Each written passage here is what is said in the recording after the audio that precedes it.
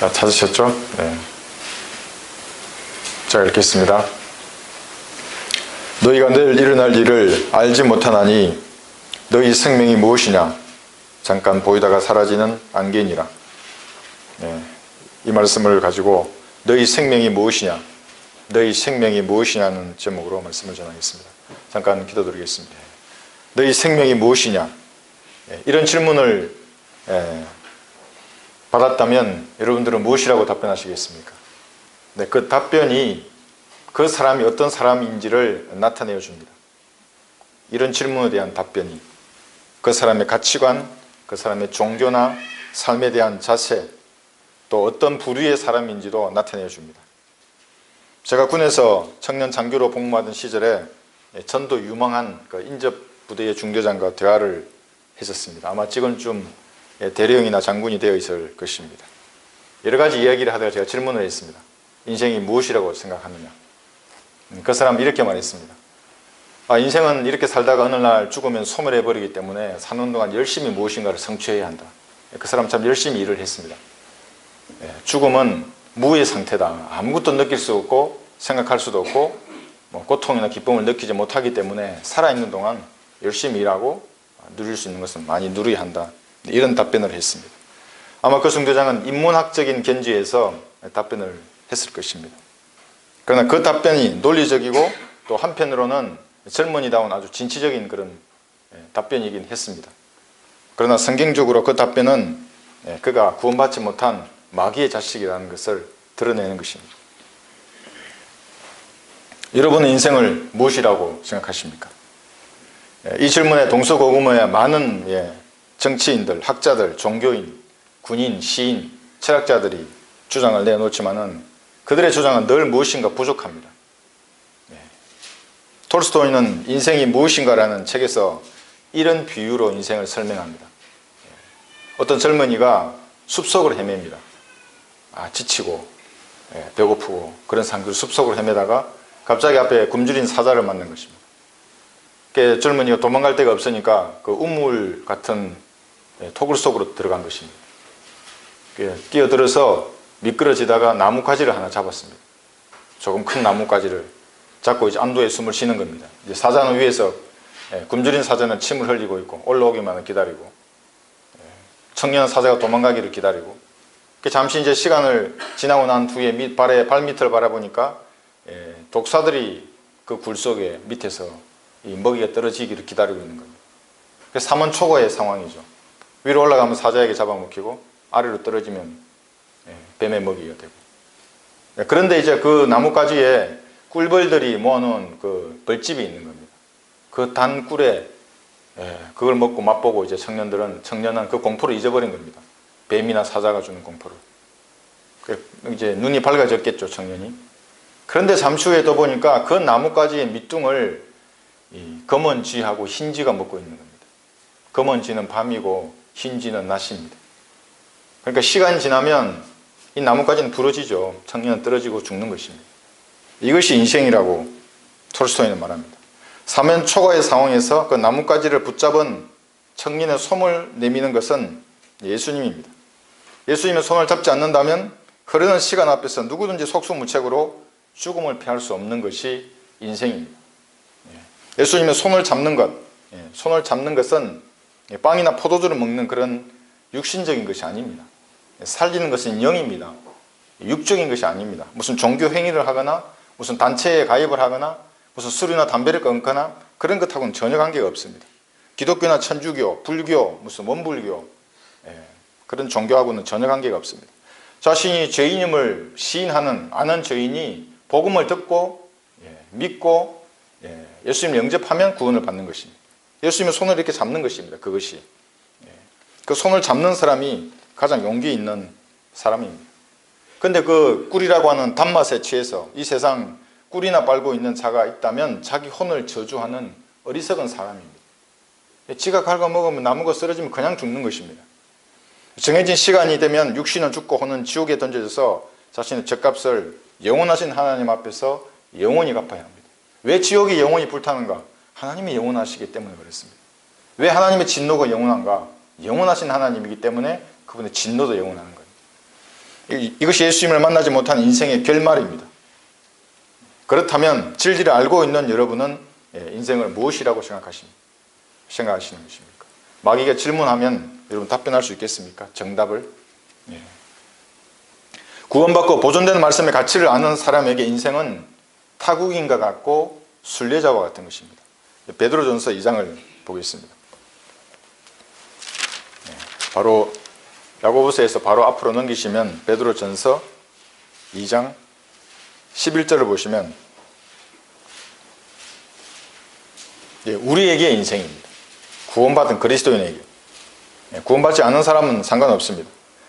사랑하는 자들아, 타국인 같고, 타국인입니다. 대한민국이 아니라, 시민이 아니라 순례자 같은 너희에게 권고하노니 혼을 거슬러 싸우는 육신의 정욕들을 멀리하라. 그리스도인은 그래서 타국인입니다. 대한민국 국민이고, 철원의 국민이고, 서울의 시민이지만 이 세상에 속하지 않은 사람이 그리스도인입니다. 이것은 우리의 본향이 아닙니다. 우리는 누가 보아도 타국인같이 보여하고 자신을 점검해 보더라도 타국인 같은 인생을 살아야 하는 것입니다. 그래서 빌립보서 3장 20절에서는 우리의 시민권은 하늘에 있으므로, 하늘에 있습니다. 셋째 하늘에. 우리가 그곳으로부터 오실 구주이신 주 예수 그리스도를 기다리고 있는 것입니다. 여러분의 본적은, 본적이 어디십니까? 셋째 하늘, 그곳에 있는 왕국이 여러분의 본적입니다. 이 세상은 여러분이 떠나야 할 곳이고 타국 땅입니다. 세상 사람들이 보기에도 우리는 타국인처럼 보여야 하는 것입니다. 근데 그것이 세상이 보기에는 우리가 십자가에 못 박혀 있다는 것입니다.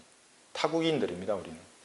그리스도인은 유랑자나 방랑자, 도피자처럼 인생을 살아서는 안 됩니다. 그들의 행색으로 단번에 알 수 있습니다. 너덜너덜한 옷차림, 초점 없는 눈, 아니면 세상의 욕망에 불타는 눈빛들, 초라한, 초조한 눈빛, 안절부절하는 모습, 감지 않는 머리. 반대로 멀쩡한 행색에도 불구하고 마음이 타락한 마귀의 자식들도 많이 있습니다. 5분만 얘기해보면 바로 알 수 있습니다. 우리는 방랑자처럼 인생을 낭비하고 육신이 원하는 대로 함께 살아가면서도 만약에 양심의 거리낌이 전혀 없다면 자신의 구원을 점검해 보아야 하는 것입니다. 그러나 양심의 거리낌이 있다면 죄를 자백하고 타국인 같고 순례자와 같은 인생의 태도를 유지해야 합니다. 이 순례길의 목적지는 셋째 하늘입니다. 목표가 정확합니다. 좌표가 명확한 것입니다. 정북 방향 유대한 왕의 도성입니다. 좀 먼저 가거나 늦게 갈 뿐이지 우리는 모두 이 왕국에 다 직결할 것입니다. 인생의 목적이 좀 더 좋은 집이거나 좋은 차, 좋은 높은 지위, 많은 돈, 안락한 가정이 아닙니다. 구원받지 않는 마귀의 자식들이 구하는 것들입니다. 이런 것들은 이방인들이 구하는 것입니다. 하나님께서는 이런 것이 우리에게 필요한지를 다 알고 계십니다. 구원받았으면 이제 육신의 정욕들을 멀리해야 합니다. 오랜 기간 구축된 그런 습관적인 죄들을 하나씩 찾아내서 파괴해야 하는 것입니다.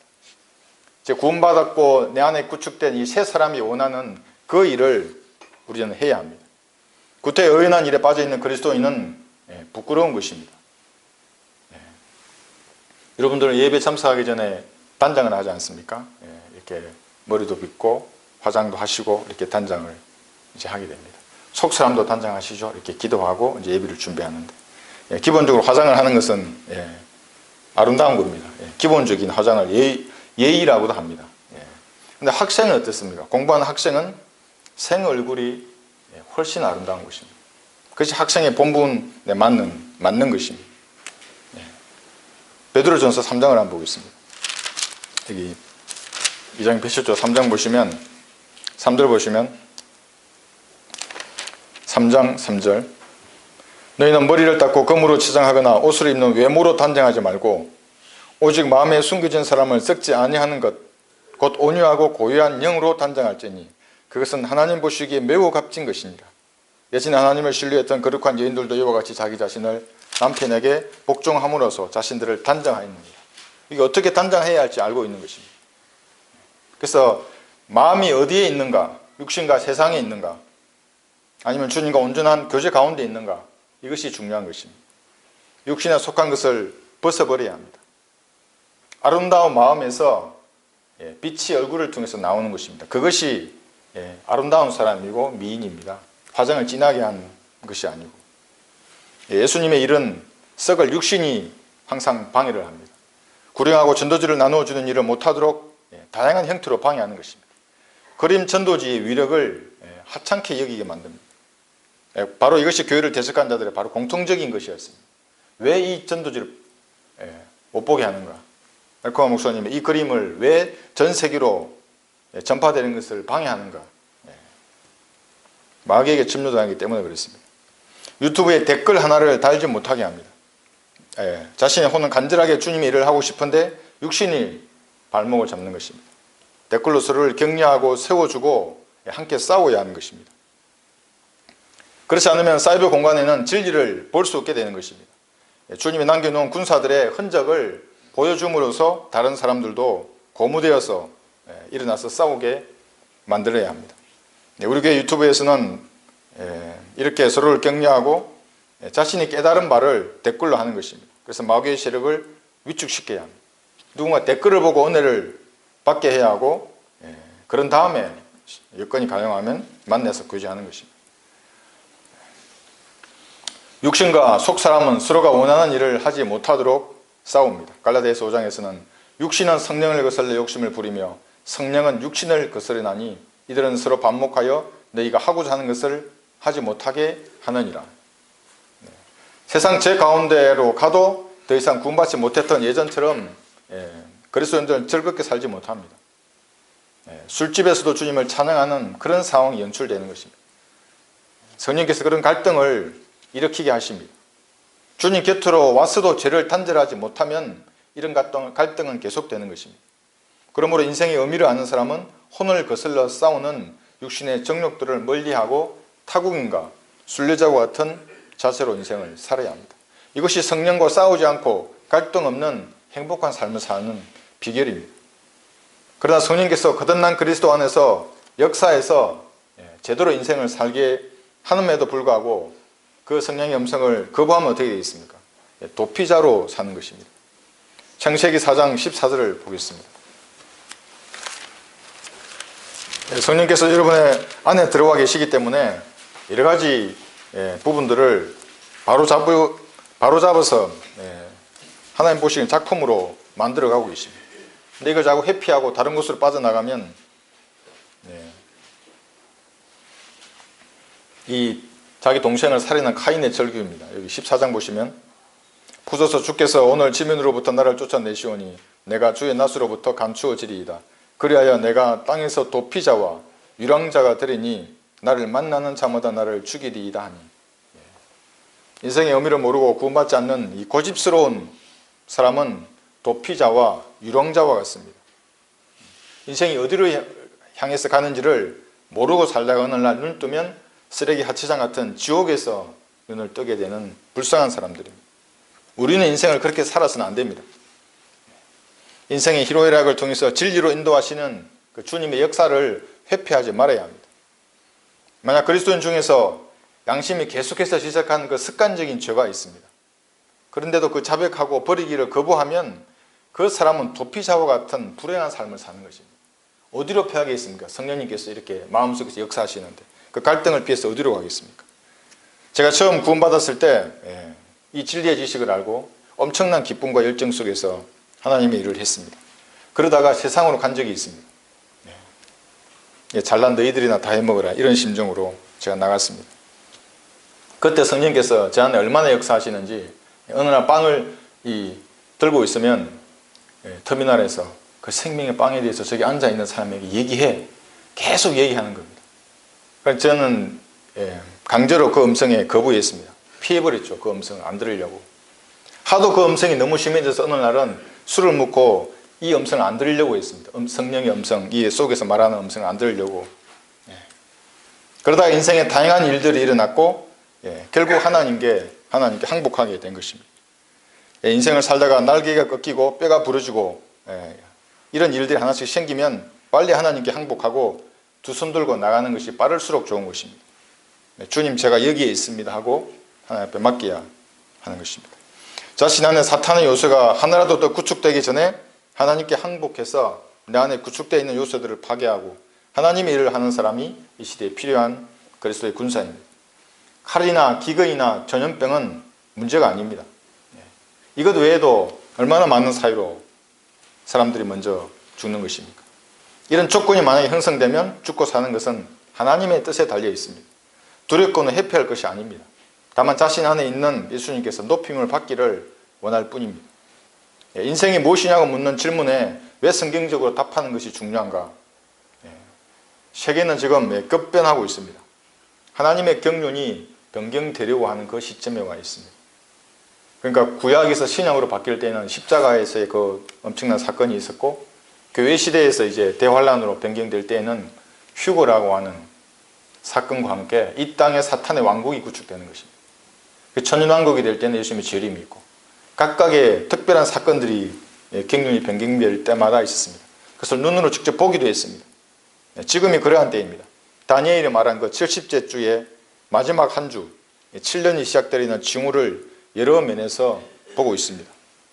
그 중에 하나가 적그리스도의 왕국을 세우려는 정치 세력의 등장입니다. 실제적인 정치 세력들이 이 땅에 등장하는 것입니다. 사회주의 독재를 꿈꾸는 자들인데 거대한 이들의 실체가 다 드러나 있습니다. 이들은 IT 거대 그룹들, 페이스북, 트위터, 유튜버, 구글을 포함해서 대형 언론사들, CNN, ABC, 워싱턴 포스트지를 장악해서 전 세계를 선동합니다. 어떻게 선동합니까? 자신들의 아젠다와 같은 정보만을 방송하게 하는 겁니다. 그런 것들만을 트윗하게 하고 공개시키는 것입니다. 다르면 다 차단해버립니다. 그럼 사람이 어떻게 되겠습니까? 그들이 원하는 사람으로 커갑니다. 여론이 조작되고 사람의 생각이 바뀌어버리는 것입니다. 우리나라의 언론사는 모두 언론 노조에게 장악당해 있습니다. 국민의 귀와 눈을 막고 선동하는 것입니다. 이것이 북한식 언론 독재입니다. 그래서 TV를 꺼라는 것입니다. 성경적인 견지에서도 그렇고 지금의 상황에서도 그런 것입니다. 언론이 정권을 찬양하면 그 나라의 민주주의는 끝난 것입니다. 마지막 희망은 무엇에 있겠습니까? 성경대로 믿는 사람들의 믿음과 실행에 달려있는 것입니다.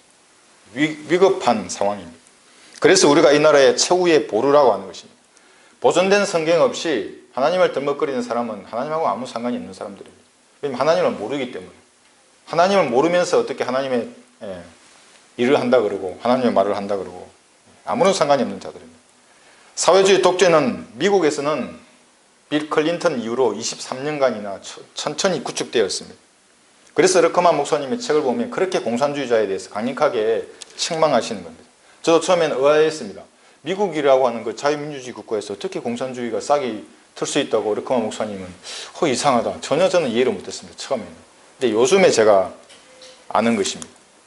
그래서 사람들은 목사님의 말을 듣지 않았습니다. 그래서 미국은 사회주의자들이 부정선거를 통해서 정권을 지금 장악하려고 하는 그러한 시점에 와 있는 것입니다. 민주주의를 파괴하려고 하는 결정적인 시점에 와 있습니다. 트럼프가 패배하면 적그리스도의 왕국은 아주 초고속화될 것입니다. 모든 것들이 법률적으로 뒷받침할 것입니다. 성경에 나와 있는 그 왕국을 위해서 반성경적인 사상들이 모두 입법화되는 것입니다.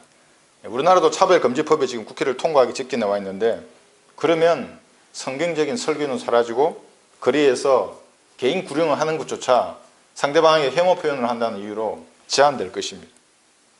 거리 설교는 당연히 못하게 되고, 우리나라도 김영삼 대통령 때부터 지속적으로 작행화되어서 오늘날의 이런 참담한 상황에 이르렀습니다. 이러한 때에 그리스도인은 인생이 무엇인지에 대한 근본적인 질문에 우선 답을 함으로써 어떤 상황, 어떤 환경이 오더라도 오직 주님만을 영화롭게 하려고 하는 그리스도인의 자세를 잃지 말아야 하는 것입니다. 이 질문에 답을 하기 전에 우선 우리를 둘러싼 환경을 먼저, 상황을 먼저 인식을 해야 됩니다. 욥기 5장을 보겠습니다.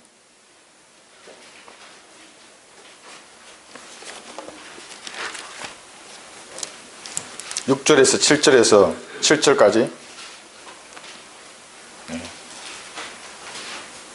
답을 쓰기 전에 지금 지문을 읽는 것입니다. 욥기 5장 6, 7절에 보시면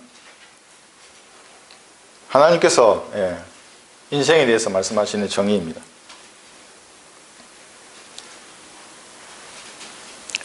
역경은 티끌에서 오는 것이 아니요 고생도 땅에서 생겨난 것이 아니지만 불티가 위로 날아가는 것과 같이 사람은 고생하려고 태어나느니라. 그 모닥불 피워두시는 거 여러분 보셨죠? 불티는 위로 올라가는 겁니다. 그것처럼 사람은 고생하려고 태어났느니라. 이렇게 말씀하고 있습니다. 그러니까 인간이 정의하는 것보다 하나님의 정의를 듣는 것이 중요한 것입니다. 그러면 정답을 우리가 맞출 수 있습니다. 인간을 괴롭히는 이 고생을 일으키는 두 가지 원천이 무엇입니까? 첫 번째 이 원인은 우리의 타락한 본성입니다. 그래서 이 잘못된 씨, 출생의 문제라고 성경이 계속해서 말하는 것입니다. 그래서 어떤 종교를 선택하는 것이거나 어떤 행위를 하는 것이 아니다. 반드시 다시 태어나야 한다. 이렇게 말하는 거예요. 한번 태어나면 그래서 또 한 번 지옥에 던져지는 겁니다. 잘못된 출생이기 때문에. 반드시 예수님의 피를 믿음으로 영이 다시 태어나야 하는 것입니다. 이 다툼이 어디서 나오느냐? 우리의 본성에서 나옵니다. 그래서 야고보서 4장 1절에서도 이렇게 말씀하십니다. 너희 중에 싸움과 다툼이 어디로부터 오느냐? 너희 지체들 속에서 나오는 겁니다. 싸우고 있는 너희 정욕들로부터 오는 것이 아니냐? 이렇게 말씀하십니다. 원인이 우리 마음에 있는 이 타락한 본성인 겁니다. 다툼과 갈등, 전쟁의 원인은 인간 속에 있는 이 타락한 본성에서 시작이 됩니다. 교육이 잘못되었거나 민족주의가 전쟁을 일으키는 것이 아니라 무엇인가 더 가지려고 하는 우리 마음속에 있는 이 정욕이 원인입니다. 너희가 갈망하여도 얻지 못하고 너희가 살인하고 가꾸자 하여도 얻을 수 없으며 너희가 다투고 싸우도 얻지 못하니 이는 너희가 구하지 않기 때문이라. 구하여도 받지 못하면 너희 정욕에다 쓰려고 잘못 구하기 때문이라고 말씀하십니다. 이것이 인간을 괴롭히는 첫째 환경입니다. 고생하는 것입니다. 이 본성 때문에. 타락한 아담의 본성을 말하고 있습니다. 두 번째는 이 세상을 통치하고 있는 마귀의 종들과 마귀의 세력입니다. 공중에서 권세를 장악하고 있는 이들입니다. 다양한 생각을 여러분에게 심어넣어줍니다. 다 잊어버립니다. 성경책을 듣고 TV를 보거나 유튜브에서 다른 이상한 영상을 보는 순간에 다 잊어버리게 만듭니다. 정사와 권세와 이 세상 어둠의 주관자들과 높은 곳들에 있는 영적 악의 세력이 있기 때문에 고생하는 것입니다. 그리고 이들로부터 권세를 위헌받은 자들, 정치인들, 도지사, 시장, 군수, 목사, 신부, 중들, 이런 세력들이 포진해 있는 것입니다. 그리고 형제와 자매라는 이름으로 언제나 하나님의 교회에 함께 뿌리를 내리고 있는 마귀의 종들입니다. 이들을 항상 주의해야 합니다. 무턱대고 그들에게 점수를 주면 우리의 허점을 노출하는 것입니다. 지금까지 교회를 나간 자들을 보면 그 다 알 수 있는 것입니다. 목사, 집사, 형제, 자매인데 여건이 조성되면 항상 정체를 드러내서 태풍을 일으키는 것입니다. 그래서 하나님을 신뢰하지 않는 사람들은 모두 교회를 나가게 됩니다. 요한일서 5장 9절에는 이렇게 말씀하십니다.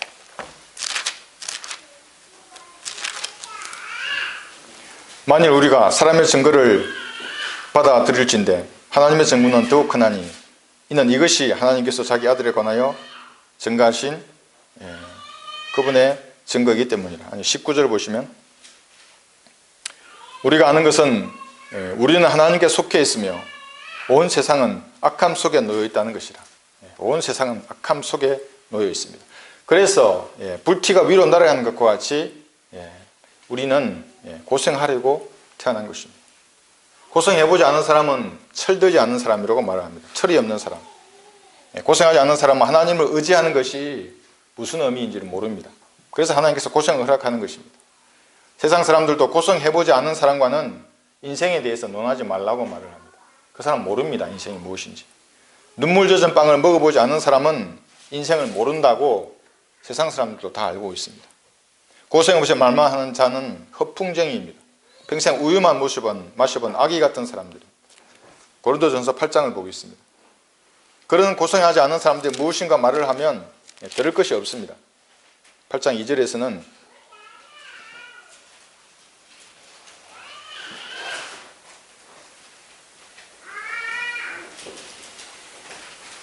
고린도전서 8장 2절에서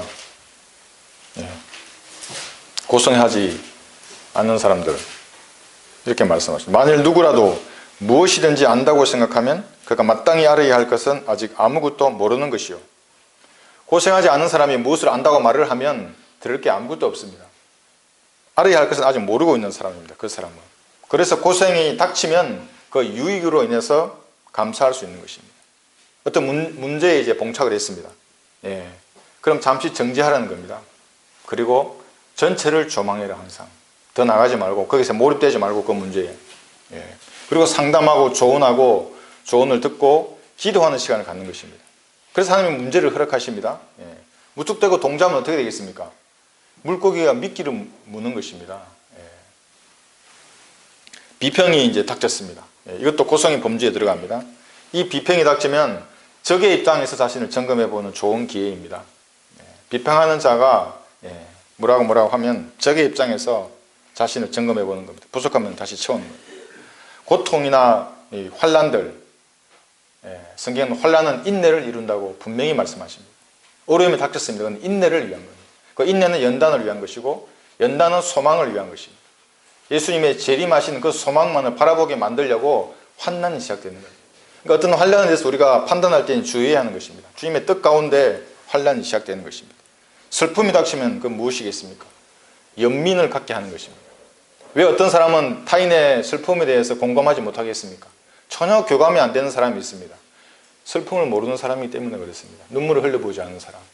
아까 눈물 젖은 빵을 먹어보지 않는 사람은 그 심정에 있는 사람은 결코 이해할 수 없습니다. 왜 공감하는 능력이 부족하겠습니까? 슬픔을 모르기 때문에 그렇습니다. 고난이 연이 오는 것은 오직 하나님만을 의지하고 육신을 신뢰하지 않도록 하기 위해서 주님께서 허락하시는 것입니다. 빌립보서 3장 3절을 보겠습니다.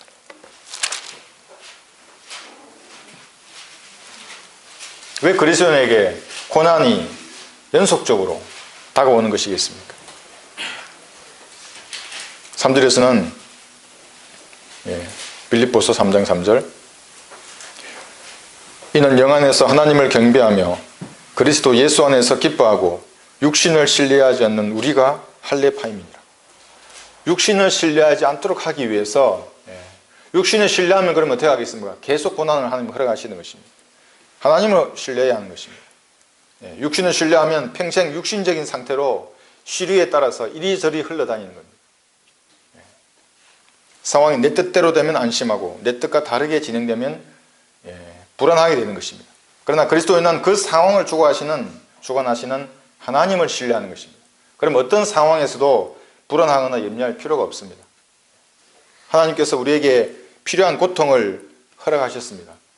예수님이 육체로 계시기 때문에 그 고통이 무엇인지 잘 알고 계십니다. 우리보다 더 잘 아십니다. 하나님께서. 무뚝뚝한 남편으로 남편 있습니까? 남자와 여자는 다른 것입니다. 무뚝뚝하더라도 마음은 따뜻합니다. 남편은. 복음에 반대하고 성경책을 불태우는 남편, 얼마나 이거 아픈 고통이겠습니까? 그리스도인을 구타하는 남편 또 어떻습니까? 하나님께서 친히 심판하실 것입니다. 제가 많이 보았습니다. 먼저 하늘나라 가는 남편들을. 남편을 괴롭히는 아내는 또 어떻습니까? 말로 괴롭히고 잔소리하시는 그런 것들. 그 못 들은 척 잘 받아주면은 경지 이르는 겁니다. 그 남편은. 질병으로 인한 고통들도 있습니다. 이러한 모든 고통들은 하나님께서 허락하신 고통입니다. 이런 고난을 허락하시는 것은 슬픔과 고통의 눈물이 무엇인지 아시는 주님께서 각자에게 맞도록 허락하신 것입니다. 그래서 무릎으로 주님 앞에 나아가서 이런 고난을 허락해 주신 주님께 감사드리고 이길 수 있는 인내를 주시도록 하나님 앞에 간구하는 것입니다. 그러면 주님의 때에 모든 문제는 해결되는 것입니다. 이것이 고생을 당하는 성도의 자세입니다. 인생은 불티가 위로 올라가듯이 고생을 하려고 태어났지만 그 고생도 감사할 수 있습니다. 그리스도인들. 너의 생명이 무엇이냐? 두 번째는 인생을 정의하는 다양한 부류의 사람들에 대해서 우리는 알고 있어야 합니다. 인생의 획을 걷는 것은 죽는 것입니다. 모든 사람이 죽었고 예외 없이 우리도 죽을 것입니다. 죄의 삭시 사망이기 때문에 죽는 것입니다. 성경은 이 죽음을 뭐라 그러냐면 온 땅의 길이라고 합니다. 온 땅의 길. 모든 자들의 길, 죽음의 길 이렇게 부릅니다. 모두가 이 길을 걷고 있는 것입니다. 그런데 어떤 사람들에게는 이 구원받은 사람들에게는 이 죽음도 유익합니다. 빌립보서 1장 여기 21절을 보시면 이는 내게 사는 것이 그리스도니 죽는 것도 유익함이라. 어떻게 죽는 것이 유익할 수 있겠습니까? 장례식장의 그 비통함과 영원한 이별, 그 고통에 눈물이 있는 그 죽음을 어떻게 유익하다고 말할 수 있겠습니까? 오직 그리스도인에게만 죽음도 유익한 것입니다. 다른 모든 부류의 사람들은 죽음은 비참한 현실의 시작입니다. 구원받지 않은 사람에게 육신의 죽음은 이제 지옥이 시작되는 것입니다. 그래서 그 사람들도 무의식 중에 그 사실을 알기 때문에 죽음을 극도로 싫어하는 것입니다. 지옥의 아주 그림만 보여도 기겁을 하고 도망가는 사람들이 있습니다. 그래서 그 사람들은 죽음을 얘기하면 슬퍼서 죽을 지경이 됩니다. 죽음조차 유익하다는 이 말씀을 그들은 결코 이해할 수 없습니다. 그리스도인은 죽음조차도 유익한 것입니다. 우리가 장례식장에서 우는 것은 잠시 보지 못하는 그 슬픔 때문에 우는 것입니다. 영원한 이별을 하는 사람들과의 슬픔을 가진 사람들과는 다른 것입니다. 그래서 모든 자들의 길, 온 땅의 길, 죽음의 길을 세상 사람들과 함께 걸어가면서도 그리스도인들은 두려워하지 않습니다. 어떤 사람에게 인생이란 곧 종교입니다. 우리 주변에도 교회 다니는 사람들 많이 있지 않습니까? 감리교를 다니고 장로교를 다니고 가톨릭을 다니고 신천지를 다니고 불교절을 다니고 일주일에 막 며칠씩 교회에 가서 사는 사람들. 그러니까 종교란 뭐냐면 자기가 의롭고 선하다는 것을 하나님 앞에 증명하기 위한 행위입니다. 그 종교라는 것은 사전적인 정의를 떠나서 각자가 가지고 있는 그 종교들은, 제가 언급한 그 종교들은 하나님 앞에 자신을 증명하기 위한 수단인 것입니다. 새벽기도, 새벽예배, 새벽 예불, 헌금, 시주, 봉사, 종교의 지도자를 섬기는 것, 직분이나 타이틀은 구원과는 아무런 상관이 없는 것입니다. 그럼 구원은 뭐냐면 자기는 죄인임을 시인하고 내 스스로 하나님 앞에 내가 어렵다는 것을 증명할 수 없는 죄인에게 하나님께서 거저 주시는 선물인 것입니다. 완전히 다릅니다. 그래서 종교에 심취한 자들의 인생은 구원이 없는 무익한 것입니다. 그들의 인생은. 일전에 제가 유튜브에 보니까 대원각이라고 하는 절간에 간 추기경이 있습니다. 추기경이 절간에 가서 부처님이 어쩌고 저쩌고 그런 말을 합니다. 그러니까 그 대원각 지주라는 자가 명동 성당에 가서 또 기념사를 합니다. 100주년 기념사를. 하느님이 어떻고 이런 말을 합니다. 똑같은 영을 가진 자들입니다. 그 사람들. 그런 종교인들은. 어떤 사람에게 인생이 종교다? 무익한 것입니다. 그것은. 또 어떤 사람은 인생이 일이라고 생각하는 사람들이 있습니다. 다양한 이유로 사람들은 열심히 일에 심취해서 살아갑니다. 어떤 사람과 얘기해보면 전도지를 읽는데 3분만 시간을 달라고 해도 그 3분도 시간을 안 줍니다. 1분만 달라고. 그래서 제가 어떨 때는 가져가서 읽으라고. 그 시간도 주지 않고 일에 몰입해서 사는 사람들이 많이 있습니다. 왜냐하면 자신 마음속에 있는 그 공허함을 일을 통해서 보충하는 겁니다. 자기 자존감을 가지려고 그러고 그러니까 일에 중독된 사람들. 일과 떨어지면 뭔가 불안한 겁니다. 다시 일 속으로 들어가려고 하고. 열심히 일하는 것은 저도 전적으로 찬성합니다. 저도 현역에 있을 때는 하루 24시간 1년 365일을 군대만 생각했습니다. 군대 일에만 몰두하고 빠져나오면 뭔가 허전하기 때문에 다시 생각을 그 속에 집어넣었던 것이죠. 성경도 누구든지 일하기 싫거든 먹지도 말라고 말씀하십니다. 일에는 게으르지 말라고 로마서 12장 11절에도 말씀하십니다. 그러니까 열심히 일하는 것은 성경적입니다. 가정의 필요를 공급하기 위해서 반드시 열심히 일해야 합니다. 그런데 가족의 영적인 필요를 공급하는 것도 중요한 것입니다.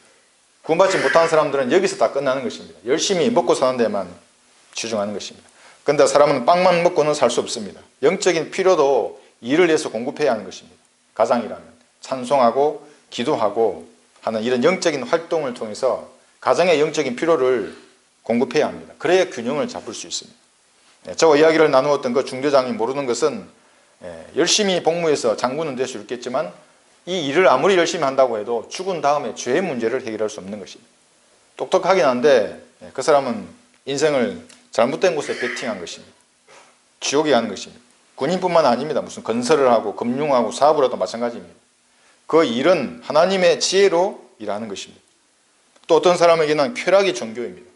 모든 가치가 즐거워하는 것에, 자기를 만족시키는 것에 그 수단으로 삼는 것입니다. 타락한 인간의 이 본성은 육신의 정욕, 안목의 정욕, 생의 자랑으로 가만히 내버려두면 자연히 기우는 것입니다. 가르쳐주지 않아도 그런 것에 탐닉하는 것이 인간의 본성입니다. 성경이 없는 사람들은 그래서 브레이크 없는 차량과 같은 것입니다. 그대로 쾌락에 타고 질주하는 것입니다. 잔이 차면 깨지는 것입니다. 부딪히면 어떻게 됐습니까? 그 가속으로 달리는 자동차가. 이 성경을 가지면 브레이크 잡을 수 있습니다. 그러나 분명한 것은 뿌린 대로 거두는 법칙입니다. 젊은 날에 무엇인가를 심었다면 그 방탕한 삶에 대한 대가를 60이나 70에 거두게 됩니다. 갈라디아서 6장 8절을 한번 보겠습니다.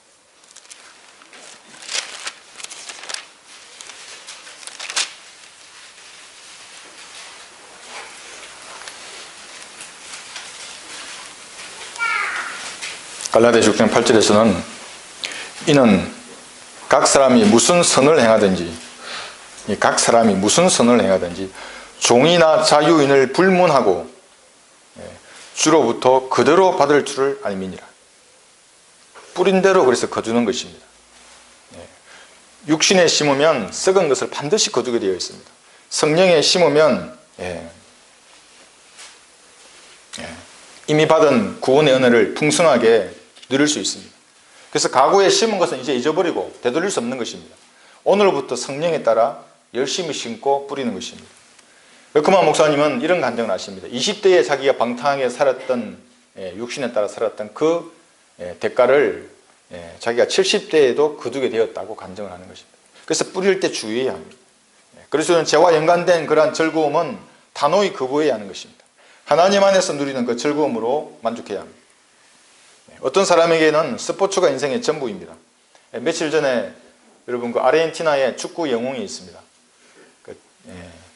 디에고 마라도나, 여러분 아십니까? 마라도나. 제 청년 때 아주 유명한 축구 선수였는데 60살에 죽었습니다. 심장마비로. 인생 이런 것입니다. 스포츠를 즐기는 것은 좋은 일입니다. 르크만 목사님도 82세까지 하키를 하셨습니다. 아주 강력하죠, 하키가. 스틱으로 치는 하키. 72세까지 학기도를 수련했습니다. 이게 스포츠를 하는 것은 상관이 없습니다. 건정할 만한 일입니다. 그런데 TV 앞에서 스포츠에 열공하거나 경기장에 찾아가서 박수치고 앉아있는 것은 이것은 전혀 다른 문제입니다. 그래서는 그렇게 해서는 안 됩니다. 스포츠를 즐기는 것은 괜찮지만 어리석은 일입니다. 어떤 사람에게 교육이 인생의 최고의 가치입니다. 교육받는 것은 기본적으로 좋은 것입니다. 읽고 쓰고 셈하고 또 무엇인가를 배우고 학습하는 일은 정말 칭찬받을 만한 일입니다. 그러나 세상의 잡다한 이론적인 학문은 불필요한 것입니다. 그리스도인에게. 그러나 우리 지식에 대해서 한 가지 알 것은 고린도전서 8장을 한번 보겠습니다. 1절에서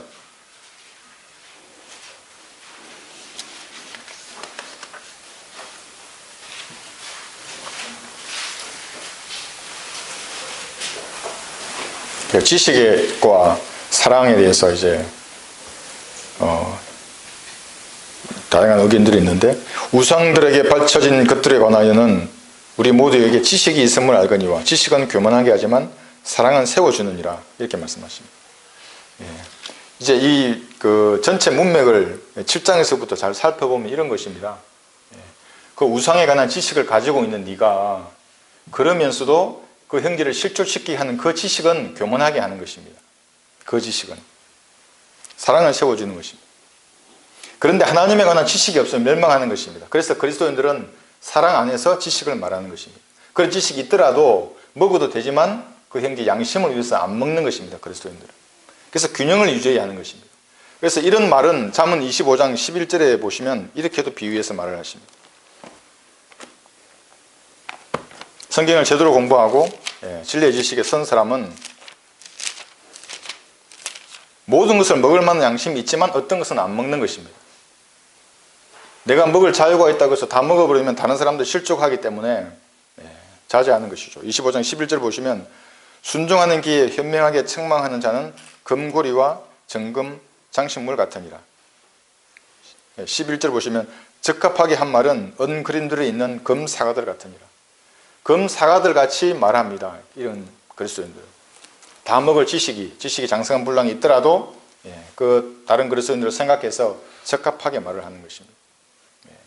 올바른 하나님에 관한 지식은 올바른 사랑을 낳고 믿음을 낳습니다. 마음이 부패한 상태에서 쌓은 지식이 항상 화근인 것입니다. 그런데 세상의 지식으로 하나님의 지식을 파괴하는 사람들이 있습니다. 그러니까 학자가 하나님의 권위를 대신하는 겁니다. 학위가 하나님의 권위를 대신해 버립니다. 그러니까 무슨 대학에 무엇을 전공하고 이러한 것들이 이 성경의 권위보다 더 위에 올라가는 것입니다. 대학생들을 보면 지성인이라고 얘기하는데 그들과 얘기를 해보면 진화론에 대부분 심취해 있고 동성애, 페미니즘과 같은 이런 사상에 많이 노출되어 있습니다. 반성경적인 인간으로 만드는 것입니다. 고동마귀의 자식을 양산해 내는 것이 지금 이 세계, 이 악한 세계의 교육 시스템입니다. 군대는 또 어떻습니까? 군대도 다양한 교육과 훈련을 합니다. 가치관을 주입합니다. 남자답게 이런 말을 통해서 죄에 대해서 대담하게 만드는 것입니다. 그래서 대학교에 입학을 하거나 군대에 들어가서 많은 사람이 실족하는 것입니다. 잘못된 교육의 영향으로. 세상 교육은 인간을 더 강교한 마귀의 자식으로 만들어버립니다. 2차 대전을 일으켰던 일본이나 독일 국민들은 99%가 글을 읽고 쓸 줄 알았습니다. 그래서 전쟁을 일으켰던 것입니다. 북한의 인민들은 100% 글을 읽고 쓸 줄 압니다. 교육을 받았다고 해서 그 사람들이 하나님을 더 잘 아는가? 그렇지 않은 것입니다. 그래서 구원이 없는 교육은 저주입니다. 구원받고 말씀을 공부하면서 필요한 세상 공부를 하는 것이 성경적인 것입니다. 어떤 사람은 인생을 재산 모으는 데만 사용을 합니다. 누가복음 12장 15절에서는 주의하고 탐심을 조심하라. 이는 사람의 생명이 자기가 소유한 것에 풍부함이 있지 않음이라고 말씀하십니다. 탐심이 우상 숭배입니다. 돈 모으는 데만 관심 있는 사람들은 우상 숭배자입니다. 그 사람들은 결코 만족함이 없습니다. 계속해서 무엇인가를 가지려 하는 것입니다. 여러분 그 홈쇼핑 보십니까? 필요한 것을 사는 것은 문제 없습니다. 그런데 물건을 사고 싶은 그 탐심을 자극합니다. 그런 것들이. 그래서 물건을 구매하면 거기서 내가 쾌락을 느끼는 거예요. 우상 숭배자가 되는 겁니다. 주의해야 하는 것입니다. 그래서 불필요한 물건을 사는 것에 대해서는 충동 구매를 했다. 그런 습관들은 마귀가 조종하는 것입니다. 히브리서 13장 5절에서는 너희의 생활 방식에 탐욕이 없도록 하고 현재 가진 것들로 만족하라. 이는 그가 말씀하시기를 내가 너를 떠나지 아니하고 너를 버리지 아니하리라고 하셨습니다. 그래서 그리스도인들은 다만 내게 사는 것이 그리스도니 내게 사는 것이 그리스도니 그분으로 만족하는 삶을 살아야 하는 것입니다. 너의 인생이 무엇이냐? 세 번째는 그럼 성경이 말씀하시는 인생에 관한 세 가지 비유를 한번 살펴보겠습니다. 욥기 7장 7절입니다.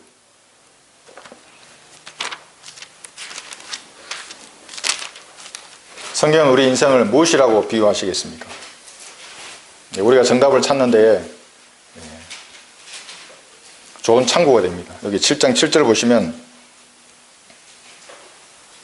우리의 생명을 무엇이라고 말씀하십니까? 여기 보시면 내 생명이 바람 같음을 기억하소서 내 눈이 다시는 좋은 것을 보지 못하리이다. 우리의 생명은 바람 같은 것입니다.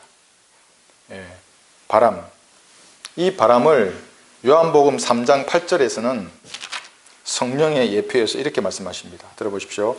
바람이 임의로 불어서 내가 그 소리를 들어도 어디서 와서 어디로 가는지 알지 못하듯이 성령으로 난 사람은 모두 그와 같으니라. 이렇게 말씀하십니다.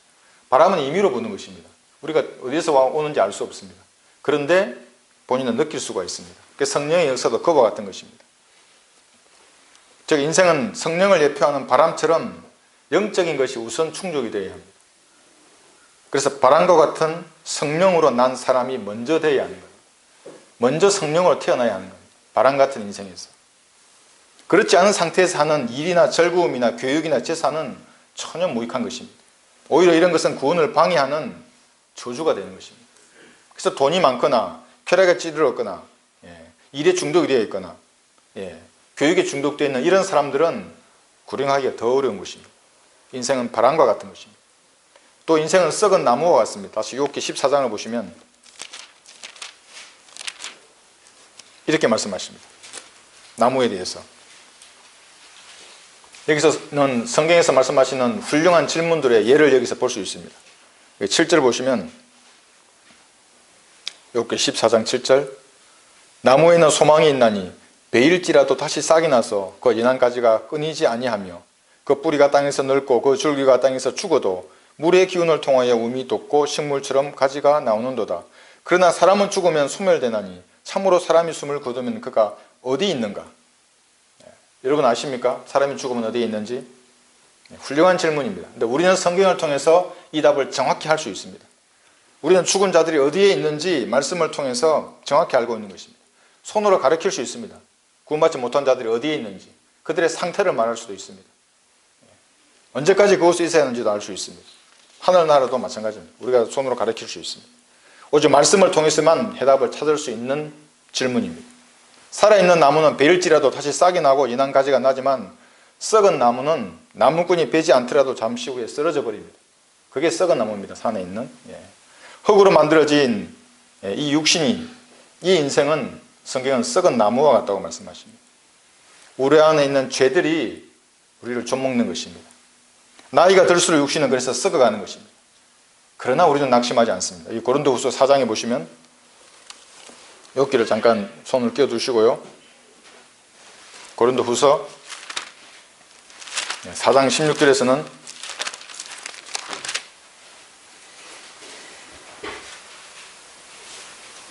고린도후서 4장 16절 썩은 나무처럼 지각이 우리를 점점 썩게 만들지만 우리는 낙심하지 않습니다. 이런 까닭에 우리가 낙심하지 아니하노라. 오히려 우리의 겉사람이 썩어질지라도, 우리의 육신이 썩어질지라도 우리의 속사람은 날마다 새로워지나니. 말씀으로 날마다 더 새로워지는 겁니다. 그 예수님께서 우리에게 베풀어 주신 은혜가 매일 더 새로워지는 것입니다. 낙심하지 않습니다. 인생은 구름과 같은 것입니다. 욥기 30장을 보겠습니다. 15절에 보시면 이건 본문의 말씀과도 동일합니다. 인생이 무엇인가? 공포가 내게서 몰려들며 그들이 바람처럼 내 혼을 쫓으니 나의 복락이 구름처럼 사라지는구나. 오늘날 여러분의 이 복락들, 이 땅에서 누리는 그런 것들은 구름처럼 사라지는 것입니다. 안개처럼 사라져버립니다. 인생과 구름이나 안개와 같이 빨리 사라지는 것입니다. 시간은 째깍째깍 소리를 내는 것이 아니라 빨리빨리 초침의 소리가 빨리빨리입니다. 그 소리를 내면서 지나가는 것입니다. 잠시 후면 사라져 버리는 것이 인생입니다. 80이나 90년의 수명을 기대하지만 잠시 후에 흔적도 없이 구름이나 안개같이 사라져 버리는 것이 하나님께서 말씀하시는 우리의 인생인 것입니다. 결론적으로 우리의 믿음의 선진들은 인생의 가치를 부여할 때 현대의 교인들과는 완전히 달랐습니다. 그들은 주일을 거룩하고 풍성하게 보냈습니다. 구원받은 성도들과 함께 찬양하고 말씀을 들어서 믿음의 결단을 하고 교제하는 이것에 인생의 가치를 부여했습니다. 그래서 세상에 나가서 혼돈을 이겨오고 전도주를 나누어주고 거리에서나 공원에서 길거리 모퉁이에서 복음을 외쳤던 것입니다. 이런 것으로 자신의 인생을 평가했습니다. 이나 쾌락이나 교육이 아니라 이 세상을 타국인이요 순례자로 그들은 살았습니다. 그들의 본적은 이 땅이 아니라 셋째 하늘이었습니다. 아프리카의 선교자 C.T. 스터디는 이렇게 말했습니다. 오직 한 번뿐인 인생은 이제 곧 지나갈 것이다. 오직 주 예수 그리스도를 위해서 했던 일들만 영속할 것이다. 누가복음 12장에 부자가 있습니다. 너무 많은 재산 때문에 이 곳간에 쌓아둘 곳이 없는 겁니다. 그리고 부자가 내가 어떻게 할까? 이 스스로에게 질문을 합니다. 이렇게 재산이 넘쳐나는데 어떻게 할까? 여러분 어떻게 하시겠습니까? 이런 상황에서. 그리스도인은 이런 부자와 같이 살지 말아야 합니다. 이렇게만 목사님은 이 질문에 대해서 다음과 같이 말씀하십니다. 나누어 주라. 나누어 주라. 하나님의 사역과 그것이 필요한 그리스도인들에게 나누어 주면 된다. 이렇게만 목사님의 답변입니다. 물질이나 사랑이나 주님께 받은 은혜는 값없이 나누어 주는 것입니다. 나누어 주는 것으로 그리스도인을 평가할 수 있는 것입니다. 죽음은 인생의 사정을 봐주지 않습니다. 어느 날 제가 꿈을 꾸는데 꿈속에서 처음에 제가 헌신하고 났을 때 저는 꿈도 참 이 군대와 관련된 꿈을 꿉니다. 누군가 제 머리를 권총으로 쏘는 겁니다. 너무나 두려운 겁니다. 지금도 생생합니다. 머리에서 피가 흘러내리는 겁니다. 그래서 제가 생각을 했습니다. 왜 나를 쏘는 거지? 그럼 다른 것은 아무도 생각나지 않았습니다. 아이들도 처자식도 생각이 나지 않았습니다. 하나님 나에게 맡겨주신 그 일만 생각나는 겁니다. 그럼 이 일들은 이제 시작을 했는데 누가 해야 되지? 누구에게 이걸 전달해야 되지? 그래서 잠에서 깨고 제 자신을 뒤돌아본 적이 있습니다. 사정을 봐주지 않는 것이 이 죽음인 것입니다. 모든 일들을 내려놓고 우리는 이 세상을 떠나야 하는 것입니다. 그래서 우리는 어리석은 부자와 같이 땅만 쳐다보고 살지 말아야 합니다. 주님의 재림과 함께 모두 무로 돌아갈 이 종교적인 행위나 일이나 교육이나 쾌락이나 스포츠에 열광하지 말고 하나님을 바라보아야 합니다. 오늘 너희의 생명이 무엇이냐고 질문하시는 하나님 앞에 올바른 답변을 하시는 여러분이 되시기를 바랍니다.